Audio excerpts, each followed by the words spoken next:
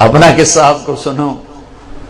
ایک دفعہ ہم پیدل چلے میں تھے، رمضان کا مہینہ تھا، روزہ رکھ کے چلے اور چلتے چلتے چلتے لمبا سفر تھک گئے، جاتے ہی جا کے سو گئے. کوئی گشت کوئی تعلیم، اتنا تھکے تھے میں تھوڑی سی کتاب پڑھ کے سو گئے. تھوڑی دیر بعد کھڑ کھڑ کی آواز آئی، میری آنکھ کھل گئی.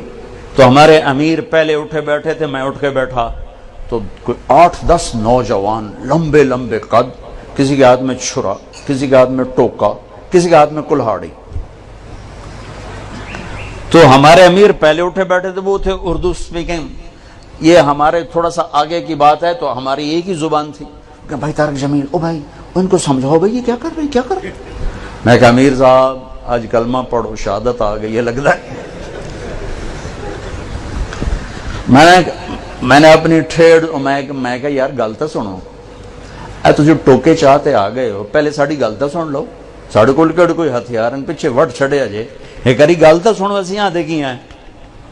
تو جب وہ میں نے ٹھیٹھ اپنی زبان بولی تو وہ تھوڑا سا یوں ہو گئے کہ یہ تو کوئی اپنا لگتا ہے. تو ایک دوسرے کو دیکھنے لگے، ہاں بھائی. تو ایک نے کہا ہاں ٹھیک پہ آدھا سنیے تو صحیح آدھے کی ہیں. وہ آگے بیٹھ گئے سے سنبھال کے. میں نے ٹھیٹ اپنی جانگلی شروع کر دی. تھوڑی دیر کے بعد ایک اٹھا، کلاڑی پھینک گیا، دوسرا چھرا پھینک گیا، تیسرا ٹوکا پھینک گیا. یہ آج توڑا روزہ ازی ودھاونا ہے، ہمارے افطاری کو ودھاونا کہتے، یہ آج توڑا روزہ اسی ودھاونا ہے. میں کہتی اے پہلے ٹوکے چاہتے کیوں آیا؟